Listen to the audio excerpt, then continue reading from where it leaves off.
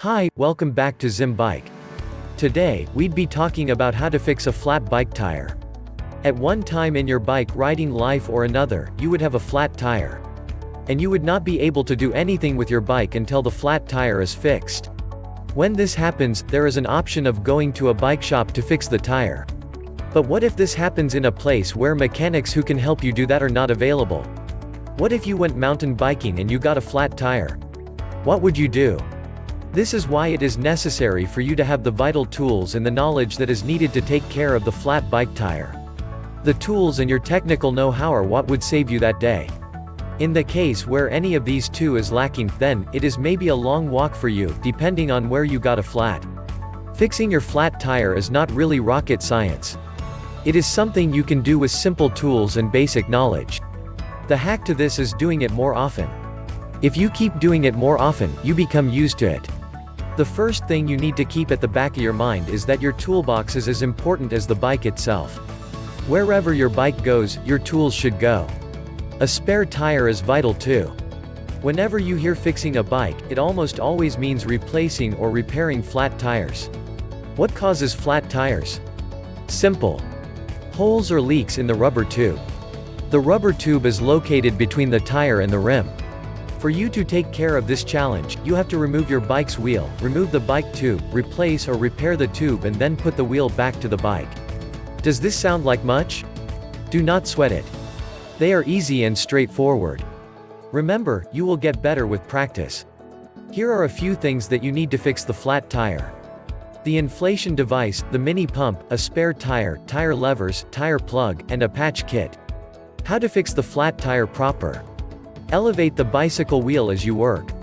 You can turn the bicycle upside down while you are working. It is, however, not a must that you would turn the bicycle upside down. You can lay it down on the floor. But just make sure that there is a cloth, rag or towel on the floor under the bike. This is to make sure that the handlebars and saddle are not scratched. Taking the wheel of your bike off. If the bike has a rim brake, you will have to release the brakes. If the bike has V-brake, then you would have to press the arm of the brake together so as to release the tension and then the cable. If there is a lever for quick release on your bike, open it. To do this, open the lever and hold it as you slowly unscrew nut placed on the other side. Use a wrench and loosen all the nuts holding the wheel. Use a ratchet wrench and loosen the nuts and bolts. If it is the rear wheel that is flat and you need to remove, follow the steps below. Move the chain to the tiniest cog. This is at the bike's rear cassette. If the bike has a rim brake, keep them open so that your tire won't get stuck if you get off the wheel. What if the brakes are disc brakes? Then there is no need for releasing brakes. Most wheels have an axle system that can quick release. Pull the lever open, then spin them to loosen. It may be necessary to unscrew nuts on the other side. Push back the derailleur of the rear so the chain can move away from the cog. Using the other hand, take off the bike's wheel from the bike frame. Note: if your bicycle has a disc brake, make sure that you do not come in contact with the rotor as you are opening the mechanism of quick release. This is because it could be so hot it can burn you. You should make sure that oil and any other contaminants do not touch the disc brakes. The more you take your bike wheel off and on, the more it would be easier for you to do in subsequent and dire times. There are also instructions on what to do when you have a flat tire on the user manual of your bike. If you have this, please follow the instruction of the manufacturer carefully. Pull out the tube. The next thing to do is to release air from the bike totally. The way you would do this is dependent on the type of valve the tire has. If the tire has a Schrader valve, which is what is available on many tires, depress the little pin located centrally in tire valve. If the valve present in the tire is the Presta valve, take away the plastic cap, turn that little valve on top anti-clockwise direction, then depress to deflate. The bead needs to be removed. The tire bead is that tire edge which is under the bike rim. Removing the tire bead is a hard chore if you do not have a lever. You could, however, remove it by pushing its edge to the middle of the rim, then work around its rim. Move bead up then over rim's edge. If you possess tire levers, you can use them for leverage. If you are using them, begin from the part of the tire that is directly opposite the valve. This is to steer clear from destroying the valve stem. Using one end, the lengthier end preferably, pry bead up then over rim's edge. If the bike's tire bead cannot come off using just a lever, place another 1-3 spokes after or before it. One beautiful thing about levers is the fact that they come with some sort of notch which can be held on a spoke, thereby securing the lever. As soon as one part's free, you can remove the rest with your hands.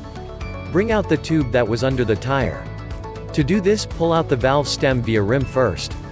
The tube will come out with ease if you pull. If you are pulling out the valve, make sure you do so carefully and gently.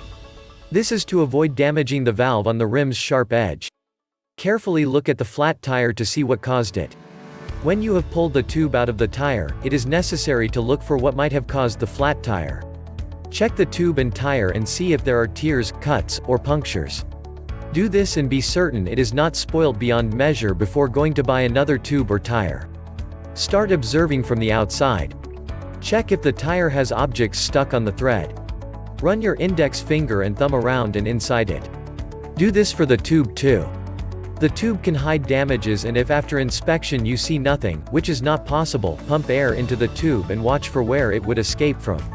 Look for hissing or feel for the air. You can also place it in water to check and see if bubbles are escaping from a particular part. Is the valve base or stem cut worn out or cracked? Get an entirely new tube. Fixing the flat. Once you have found the damaged area, use your patching kits to patch up the tube. Find damaged area. Clean the damaged area and dry it. Use sandpaper and cause the surface that is damaged to roughen it up a bit. Smear the vulcanizing fluid or glue, let it get tacky. Apply tube patch, then hold in place till it is stuck. Putting the wheel back. Inflate repaired or new tube partially. Push an edge of the tire inside rim. This is for those who totally removed the tire from the rim. Insert the stem valve into the hole on the rim. Do not put the stem in a slanted position. Let it stand straight. Place the tube inside the tire. Start at the point opposite the valve and push bead inside rim. Go around the wheel and make sure the bead enters rim completely. Use your lever to make this easy. As soon as the valve and tire are set, look at the edges and ensure the tube isn't between bead and rim. Slowly inflate the tire. This should be done according to recommendations. The pressure needed is written on the tire. You can also see it in the user manual. No gauge? Use thumb as a guide. If the thumb can't press down the tire easily, then the job is done. Reinstall your wheels, then connect back the brakes. If you've enjoyed this video, click the subscribe button below and hit the notification bell so you'll know once we post a new video.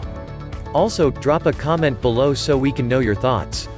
Finally, don't forget to check the description below for more details and visit our site www.zimbike.com for more awesome bicycle content like this.